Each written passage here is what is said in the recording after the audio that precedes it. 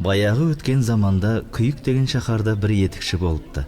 Оның жарлы көршісінің Абзал есімді баласы бар екен.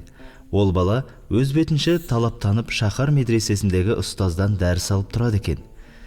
Ненің арам, ненің адал екенін әбден үйреніп алады. Бір жағынан ата-анасының да айтқанынан шықпайтын тіл алғыш, адал, көркем мінезді ұл болып өседі.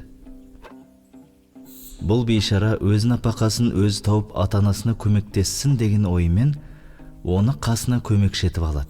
Ерінбей жалықпай етікшіліктің бар қыр-сырын үйретеді. Бала бір күні етікшінің етік жамағанда үнемі жібін түймейтіндігін байқап қалыпты.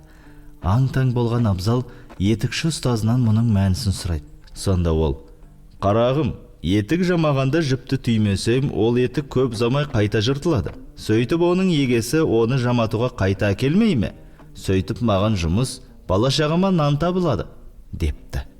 Сонда Абзал медреседен алған ізгілік сабақтарын есіне түсіріп үлгереді. «Ағатай, бұл күнә ғой. Адам кәсібіне адал болуы керек емес пе?» Етікші бұл сөзге аса құлақ аспай: «Адалдық адамға нан болмайды ғой», деп жауап бере салады. Бала ұстазымен одан ары сөз таластырып жатпайды. Өйткені ол үлкендердің алдында әдеп сақтау жақсы баланың қылығы екенін медреседен оқып біліп алған еді. Күндердің күнінде бала етікшілік кәсіпті ұстазынан кем білмейтін дәрежеге жеткен соң өз бетінше етік тігуге кірісіпті. Бірақ та ол етік жамағанда жіпті түйіп тігеді екен.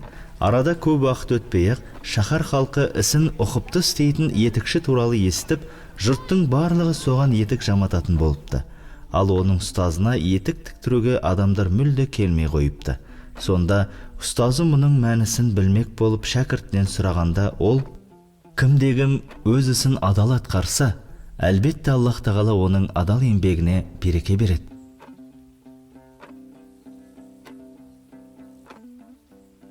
Баланың еңбекте бағы жануына оның медреседе алған білімі себепші болса керек.